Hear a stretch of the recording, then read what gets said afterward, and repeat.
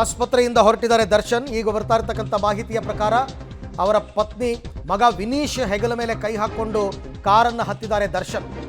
ನಟ ಧನ್ವೀರ್ ಕಾರ್ನಲ್ಲಿ ದರ್ಶನ್ ಈಗ ತೆರಳುತ್ತಾ ಇದ್ದಾರೆ ಅಂತಕ್ಕಂಥ ಮಾಹಿತಿ ಲಭ್ಯವಾಗ್ತಾ ಇದೆ. ಆಸ್ಪತ್ರೆಯಿಂದ ಡಿಸ್ಚಾರ್ಜ್ ಆಗಿ ದರ್ಶನ್ ಮನೆ ಕಡೆ ಪ್ರಯಾಣವನ್ನು ಬೆಳೆಸಿದ್ದಾರೆ. ಬಟ್ ಅವರು ಬಂದಾಗ ಮಗ ವಿನೀಶ್ ಹೆಗಲ ಮೇಲೆ ಕೈ ಹಾಕ್ಕೊಂಡು ಕಾರನ್ನು ಹತ್ತಿದ್ದನ್ನು ನಾವು ನೋಡಿದ್ವಿ ಈಗ ತಾನೆ.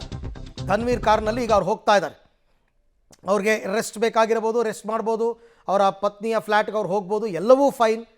But what about the health ಅಂತ ಒಂದು ಪ್ರಶ್ನೆ ಬಂದೇ ಬರುತ್ತೆ. ಅವರ ಆರೋಗ್ಯ ಸುಧಾರಿಸಿಲ್ಲ, ಅದು ಮಾತ್ರ ಬಹಳ ಸ್ಪಷ್ಟವಾಗಿ ಗೊತ್ತಾಗ್ತಾ ಇದೆ. ಆದರೂ ಅವರು ಸರ್ಜರಿ ಮಾಡಿಸ್ಕೊಂಡಿಲ್ಲ, ಫಿಸಿಯೋಥೆರಪಿನೇ ಸಾಕು, ಕನ್ಸರ್ವೇಟಿವ್ ಟ್ರೀಟ್ಮೆಂಟೇ ಸಾಕು ಅನ್ನೋ ತೀರ್ಮಾನಕ್ಕೆ ಅವರು ಬಂದಿರಬಹುದು. ಏನೇ ಆದರೂ ಕೂಡ ಈ ಬಗ್ಗೆ ಮತ್ತಷ್ಟು ಮಾಹಿತಿ ನನ್ನ ಕೊಲೀಗ್ ಉಮೇಶ್ ಅವರಿಂದ ಪಡ್ಕೊಂಡ. ಉಮೇಶ್, ಈಗ ದರ್ಶನ್ ಅವರ ಪ್ರಯಾಣ ಯಾವ ಕಡೆಗೆ ಸಾಗ್ತಾ ಇದೆ? ಕೆಂಗೇರಿಯ ಬಿಜೆಎಸ್ ಆಸ್ಪತ್ರೆಯಿಂದ ಈಗಷ್ಟೇ ಅವರು ಆರ್.ಆರ್. ನಗರ ಒಳಗಡೆ ಎಂಟ್ರಿ ಆಗಿರುವಂತದ್ದು. ಉತ್ರಳ್ಳಿ ಮುಖ್ಯ ರಸ್ತೆಯಿಂದ ಎಡಗಡೆ ತೆಗೆದುಕೊಂಡು ಆರ್.ಆರ್. ನಗರದ ಒಳಗಡೆಯಿಂದ ಹೋಗ್ತಾ ಇರುವಂತದ್ದು. ಆದ್ರೆ ಎಲ್ಲಿಗೆ ಅಂತ ಹೊಸಕೆರೆಹಳ್ಳಿಗೆ ಹೋಗ್ತಾರಾ ಅಥವಾ ಆರ್.ಆರ್. ನಗರದ ಮನೆಗೆ ಹೋಗ್ತಾರಾ ಅನ್ನೋದ್ರ ಬಗ್ಗೆ ಒಂದಷ್ಟು ಅನುಮಾನಗಳಿರುವಂತದ್ದು. ಯಾಕೆಂದ್ರೆ ಹೊಸಕೆರೆಹಳ್ಳಿಗೆ ಹೋಗ್ಬೇಕಾದ್ರೆ ಮುಂದೆ ಹೋಗಿ ಆ ನಂತರದಲ್ಲಿ ಹೋಗ್ಬೋದಿತ್ತು. ಆದ್ರೆ ಇಲ್ಲಿ ಆರ್.ಆರ್. ನಗರ ಕಡೆಯಿಂದ ಹೋಗ್ತಾ ಇರೋ ಕಾರಣಕ್ಕಾಗಿ ಅವರು ಆರ್.ಆರ್. ನಗರದಿಂದ ದರ್ಶನ್ ಮನೆಗೆ ಹೋಗ್ತಾರ ಅನ್ನೋ ಅನುಮಾನಗಳು ಕೂಡ ಕಾಡ್ತಾ ಇರುವಂಥದ್ದು. ಬೆಳಗ್ಗೆಯಿಂದ ಕೂಡ ಇವತ್ತು ನಟ ದರ್ಶನ್ ಇವತ್ತು ಬಿಡುಗಡೆ ಆಗ್ತಾರೆ ಅನ್ನೋದ್ರ ಬಗ್ಗೆ ಆಸ್ಪತ್ರೆ ಮೂಲಗಳಿಂದ ಮಾಹಿತಿ ಸಿಕ್ಕಿತ್ತು. ಅದರಂತೆ ಅದಕ್ಕೆ ಪೂರಕವಾಗಿ ಅವರ ಪತ್ನಿ ಮತ್ತೆ ಮಗ ಬೆಳಗಿನ ಜಾವ 6 ಗಂಟೆಗೆ ಆಸ್ಪತ್ರೆಗೆ ಬಂದು ಡಿಸ್ಚಾರ್ಜ್ಗೆ ಬೇಕಾದಂತೆ ಎಲ್ಲ ಸಿದ್ಧತೆ ಮಾಡ್ಕೊಂಡಿದ್ರು. ಆ ನಂತರದಲ್ಲಿ ನಟ ಧನ್ವೀರ್ ಕೂಡ ಆಸ್ಪತ್ರೆಗೆ ಬರ್ತಾರೆ.